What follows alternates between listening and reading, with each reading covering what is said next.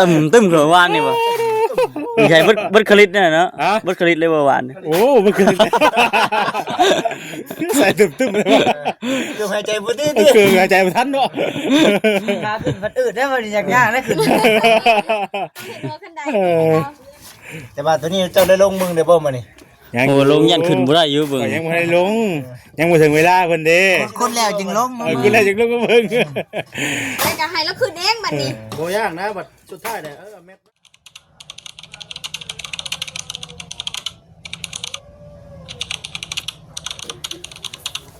สบายดีเด้อพี่น้องเด้อช่วงค่ำช่วงแลง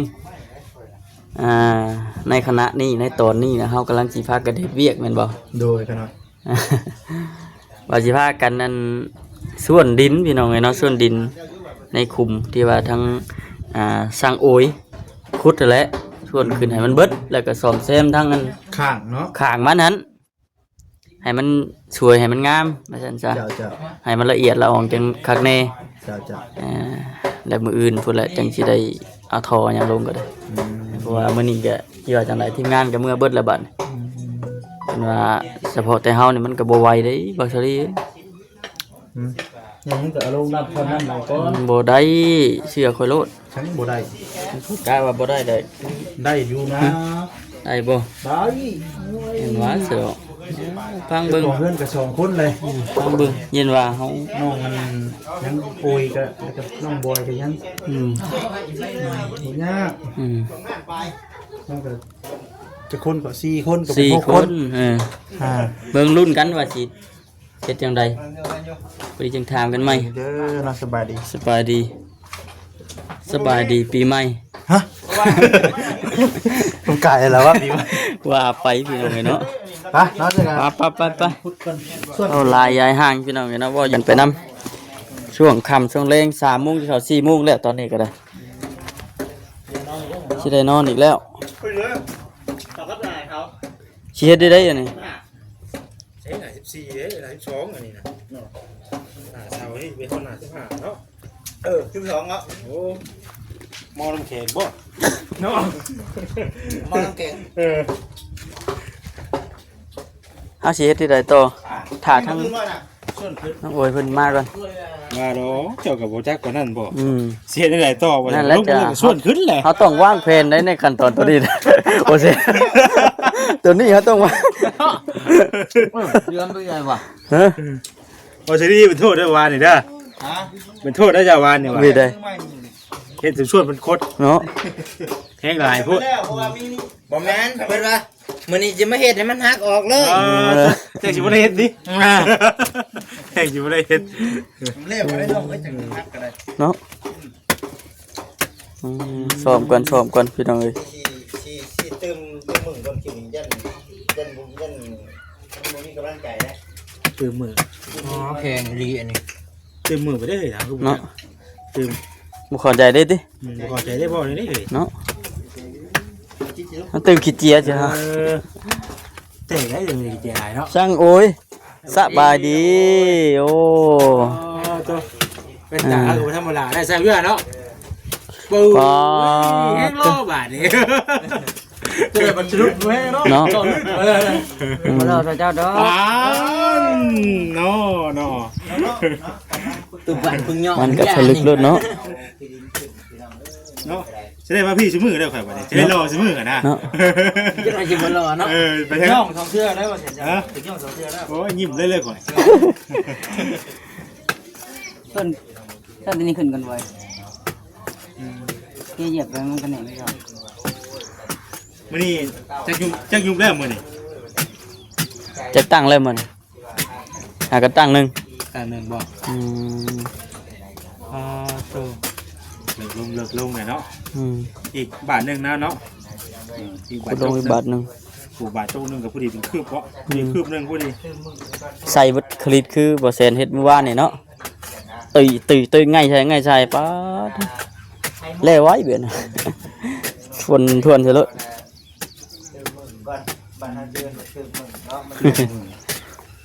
เพิ่มเจียโอ้เนาะข่อยจะพูดเด้ข่อยยังบ่เคยกินจักเทื่อเด้มึงใช่คือกัน เติมมือนี่ว่าเติมมือ อันนี้มันใส่แว่นตาดำคือมือวะ พี่น้องเด้อเราไปไปเบิ่งอึ๊บไปมาสิดิ พอเราเมื่อยใช่ไหมนอนนะจมใช่ไหม โอ้เนาะ เมื่อวะ เฮ็ดเบียกเนี่ยมันนอนเจ็บ สบายดีรอบคำรอบแรงเบิดจุกู สบายดี สบายดีน้องโอ้ยแล้วอยู่บ่มื้อนี้ แล้ว สั่งโอยเพิ่นปากมาว่าแล้วแล้วก็คือแล้วเลยเด้อเพิ่น อีกบาทหนึ่งเนาะ คุดอีกบาทนึงเนาะน้องบอย ให้ยังแม่นได้นี่นะ เม็ดบ่มีครับเนาะ นี่เก่งเลย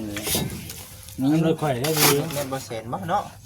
เอาเม็ดบ่เซนนั่นจึงมีแนวอันน่ะเทคแนวบ่ครับเว้ยเอาจับก๊อกบ่เซนคุดได้บ่ ฮะ อยู่ใช่บ่ไหนก็ อยู่ในไข่นะ อยู่ทางเทิงน่ะบ่ กลางมันบ่ อ๋อนั่นมาเลยได้ป่ะชิดน้ำเด้อได้ไปเลยน้ำเย็นมาให้น้องคนตื่นเช้าเย็นก่อนนะ เนาะยี่ห้อนั้นเพิ่นติ ห้อนเด้อเพราะแต่เป็นมันยังบ่ทันได้วิทย์ห้อนเลยเด้เอาตัวนี้ห่มตัวนี้เนี่ย ฮ้อนเอา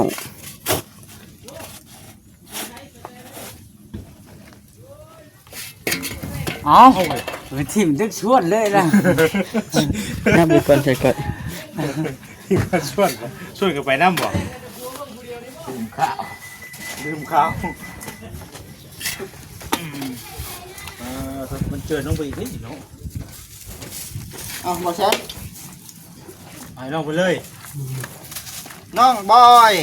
โอเคเอาสร้างโอ้ยโอเค เย็นเนาะ นี่ได้ซะเอา บ่แสน น้องแต่ดอกพอเฮงเกือบแม่นบ่ได้กินน้องเอ้ยโอ้ยเนาะเอาบ่แสนเด้อบ่แสนบ่แม่นได้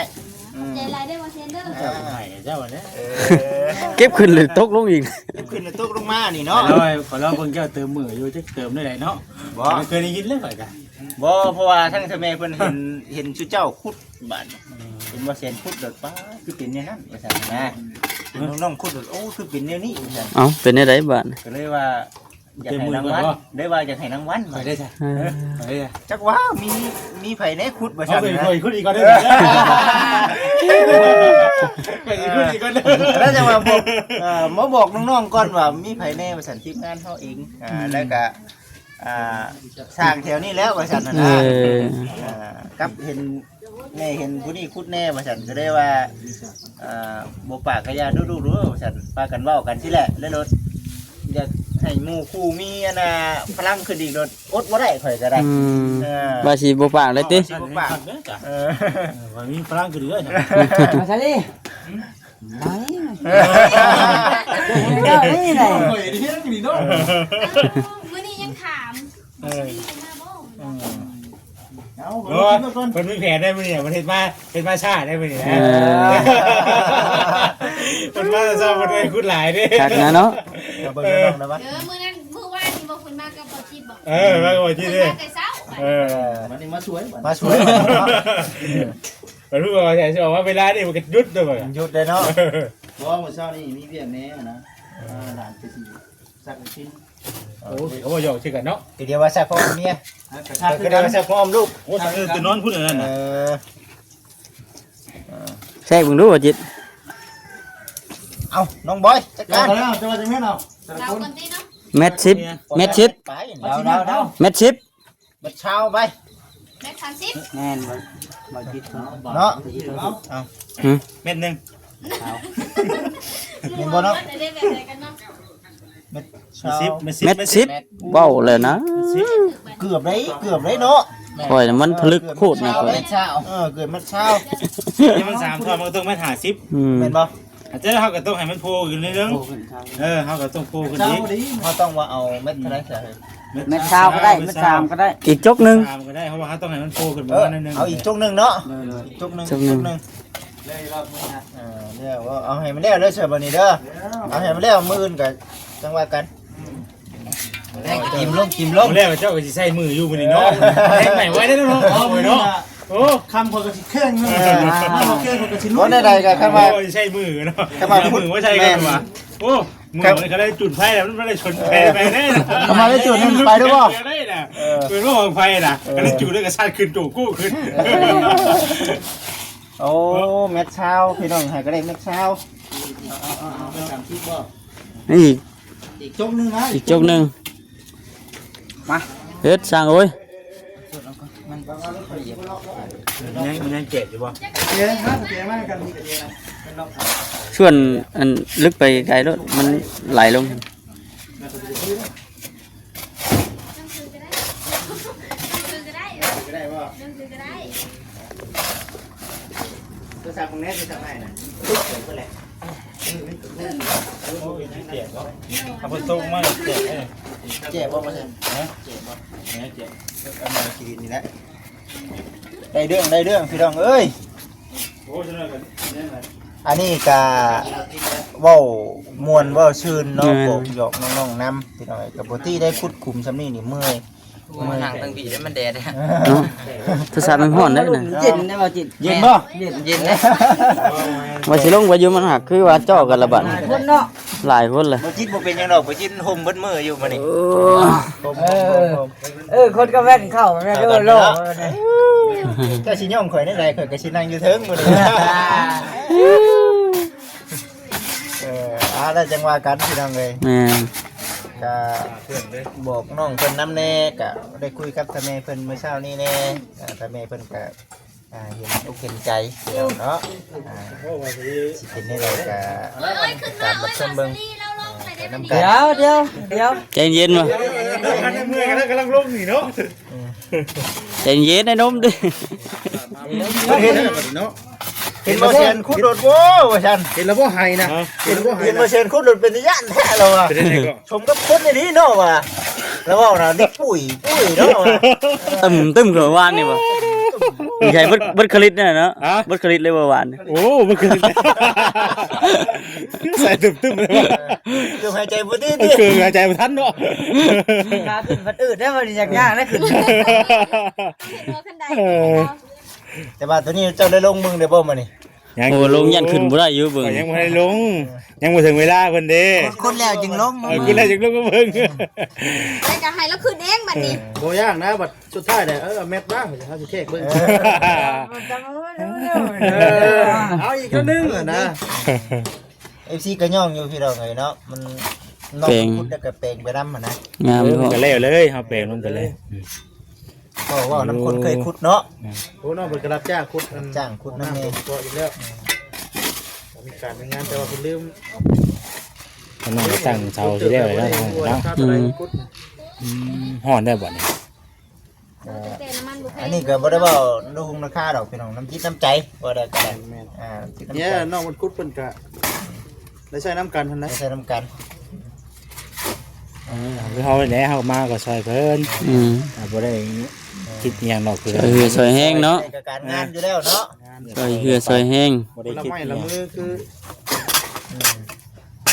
เจ้าก็บาทหนึ่งข่อยก็บาทหนึ่งก็ห้วย ซอยซอยแห้งนี่แหละ หลายบาทได้บาท ทักมั่นใจอยู่บ่ว่า2ท่อสิลงได้นี่ เอ้าให้เป็นคนวัดซะ บ่เฮ็ดได้ข่อยเนาะ จน ลงบ่ได้ก็จิตแล้วก็นี่เนาะจิตเพิ่นเล่นนี่น่ะ มาอีกแล้ว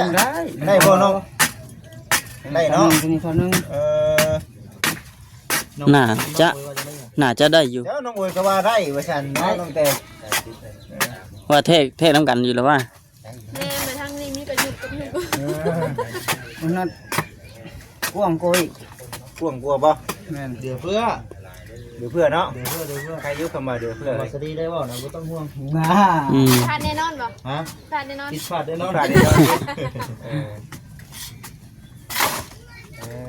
คุดกำเป่งน้ำพี่น้องเอ้ยนี่แหละการงานเฮา เบิ่งน้องมันคุดคืออ่อนๆไปตรงนี้เนาะ เดี๋ยวน้องโอยว่าโอ้ยข่อยอยากให้ลงมาไวๆ เอ เด้ อ ว่าซั่น ขุดมันก่อนนะว่าฉันติ อันนี้เกือบ สีนั่นเด้อมื้อนี้นะคุดเอาเหมือนบ่ส่วนมื้อนี้ บ่ช่วย แม่น พูดตุนเกือบขาดบอสลิ แ ต้นน้องมัน จนเกือบขาดทางนี้ เกือบเอาโคตรเกิดทางไหนยังเกือบขาด เกือบขาดกันไหม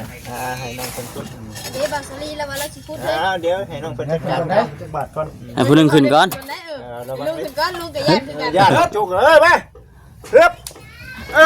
ดึงกันมันล่มกัน ดูกันนี่เนาะมา ตุยนี่ง่ายเป็นเพลือออกเลยนี่ ตึม เป็นดินดาน ตึมบอสว่าไง บอสยังเห็นบอสกูจะเกลือบ อส มาพูดในตี้จะจบจะไหน เห็นยังไงก็เห็นยังก็นับ ช่วยข้างเนาะ เอาสาร จอบมาสิ ว่าสิบ่ปากเลยติว่าสิบ่ปากเลยยังเอิ้นอยู่เนาะยังเอิ้นอยู่ติ ใกล้ชิแล้วเด้อวะ ลุย หลักที่เราเก็บจุก เก็บเลยบุญ ว้าแต่พ่อทอนคำให้เงินให้ทอง ทำมันจะเกิด กอกมันบอก เก็บบ่ได้เก็บทั้งนั้นกับกระรังเนาะ อะไรพี่น้องตัวนี้เป็นข้าวอยู่กับช่วยกันไปนะ โอเคเราว่าตามสบายได้บ่ ว่าหยอกว่าหัวกันเนาะ เดียวอายุ โอ สิ เคเดี๋ยวจะไปเยี่ยมน้ำ มาแล้วเนาะเบิ่งกินเนาะตาสุ่มตัวนี้ก็สุ่มแค่วางกลางนี่นั่นนี่ เดี๋ยวกลางบ่ อันนั้นแหละ เอา ตอนนี้เนี่ยแข่งหมด เอ้ย ตรงนี้ก็แล้ว ไปเนาะเบิ่งไป มันกลัวได้บักจุกนึงเนาะ กลัวแล้วฮอต10แล้วจ้ะ ได้แหละ เราจะใช้แบ่งขึ้นกันนะแต่พูดนี่เด้อบ่ ปันเขตกันแล้วเนาะ ของน้ำเพื่อนบ่จิตขุดมวนขุดไปจนท่วมบ่ เนาะ คุมเบิดเลยบ่ได้จงไว้ให้มันเดือ เนาะ กดนี่บาทจุกนึง2 บาทจก จะได้คำว่าน้องบอยเจ้าขุดพุ่มกินนี่เจ้าขุดแปลงไปฮอดพุ่นน่ะลองแทกเบิ่งหน่อยมันสิได้หมักจุกนึงมันสิได้จักเม็ดแรกเฮาแม่นนั่นแหละ อันนี้ครับ แต่งให้มันเพียงกันบ่ แม่นเดี๋ยวมาทำแทกเบิ่งบัด ก็สิได้ดื้อแล้วแต่ว่า30พุ่นจักบาท30พุ่นแล้ว ได้บ่ถ้าว่าฮอดพุ่นก็เอาตัวนั้นเป็นแบบบัดนี้เนาะลองเบิ่งให้เม็ด แมทเด้อ ไม่แมทไปใช่ คอยบ่จักเด้อผมบ่ได้ถือแบบเนาะ จิตได้จับไปได้ คิดบ่เซเมนบ่เซ็นว่าบ่ได้เด้อแต่แม่มันติดดุดข่อยเท่าใดน่ะเดือนนี่เด้มันบ่ได้ไปใส่ว่าเจ้าจับบ่เดียวเด้อ ไปจ้อยติ ครับพอดีบ่น้องบอยเม็ดชาวหยังสเปซเก้าเนาะ โอ้พอดี เม็ดเก้า ก็30นี่แหละ 30ซะพอดีได้นี่อ๋อ30พอดีเบิ่งไอ้ไทยเบิ่งบัด 30แล้ว 30เนาะ เด้ตัวตั้ง มัน50พุ่นเด้ 53เท่า 3ทอ เม็ด50บ่3ทอน่ะ แต่ว่าเฮาวัดบ่ได้นั่นบัดนี้เฮาบ่ได้เอาลงแจ็บ โดินประมาณ30 แล้วโพดินเพราะเพียงหลายมันก็บัดน้ำบัดฝนตกคนอย่างเด้ เนาะ มันได้เข้าได้เนาะเจ็บหลายกัน เผื่อไว้เด้ให้มัน เรืออยู่ วิดหน้าดินอีก ประมาณครึ่งนึงพอดีเนาะ พอดี 1ชาวเป็น อ๋อ ไม่ใช่ยังคักเลยบัดน่ะ พอดีเนาะ ทมคุณคุดนะ อุตส่าห์ว่าสิตั้งใจช่วยติ เจอลมดิ ว่าสิตั้งใจช่วยสุดท้ายไปตั้งใจชะบัดนี้ พอดีพ่นคืบนึงบ่แซ่นเลยพ่นคืบนึงว่ะเนาะ สิคุดมันขึ้นมาคือเก่าแล้วผู้ใหญ่เราเดี๋ยวคนคุดขึ้น ประมาณนี้แหละ พอน้องคนฮู้ว่าสิเดียวอีกประมาณอีก10เช่นน่ะคุดแห้งกว่าเก่าบาทคุดสวรรค์ อะไร คือว่าอ่อนก็อ่อน ไปคุยกับคุดได้จังว่าบ่ได้คุดได้บาดนี้ได้ แล้วแล้วบ่ได้คุด แล้วเราบ่ได้คุดได้บาดนี้ได้ เราบ่ได้คุดได้เนาะ จมอย่าคุดก็บ่ได้คุดเด้อบัดนี้ บ่ได้คุดก็บ่ได้คุดได้บาดนี้ จมอย่าคุดเด้ออย่าคุดเด้อ จักมือได้คุดนี่2 มื้อ 2มือบ่3มือได้3มือนี่แม่นบ่ 3 มื้อนี้แล้ว 3มือนี่ได้เนาะ3มือนี่ เด้อน้องแต่เด้อ บ่เป็นยังต้องจิตใจอ้ายอยู่ บ่น้องๆเพิ่นคุดกลางคืนนำแน่นี่เนาะ คืนนี้คุดได้ อากาศมัน เรามายังได้ อากาศเย็นเด้ บ่ลาวก็มากลางคืนเลยขอต้องดีก่อนมาส่งแดงกันบ่ นั่นถือว่าดีอยู่ฝนบ่ถือฝนตกเฮาคุดเนี่ยฝนบ่ตกใส่อ่ะนะถ้าฝนตกเนี่ยหวยมันก็ คุดครั้งนึงก่อนก็ได้ มันก็สิ อง มันก็สิ นั่น เหนียว คุดครั้งนึง เหนียวแล้วก็ซาน้ำไปได้บ่นี่ เออ เอาโตได้ซาน้ำเอาอีกได้ สิ บ่ กินเวลาอีกเด้เนาะ ตุ๊ก เอ้ยมา อย่าแต่แต่บ่ได้ร่วมกันเนาะตอนนึงก็ตกลงไป โอ้ดาวจังได๋จังหน่อยก็ได้โฮมกันได้ติ แม่นนั่นก็ได้กดลูกเขาแล้ว คือได้ยินเห็นข่าวดีบ่มีหยังก็มาผู้ใหญ่ทั้งไหนมาให้แม่จูดี้บ่ได้หยังแน่ ในกรุงลี ได้ที่นอนกับผม ได้ใครได้ นอนใหม่ นี่ นะ นะแม่กงลี่นี่เพิ่นซื้อแม่น้อยแหละเพราะว่าเพิ่นเปลี่ยนชื่ นอนรับดีกว่าเก่าแล้วบัดนี้เนาะ บ่รับ แล้วจะต้องมารับ ทำไมมันต้องรับ ตื่นเต้นเนาะ ตื่นเต้น เนาะบ่ทันว่ากันนุ่มเนาะ แม่มันเตะเนาะ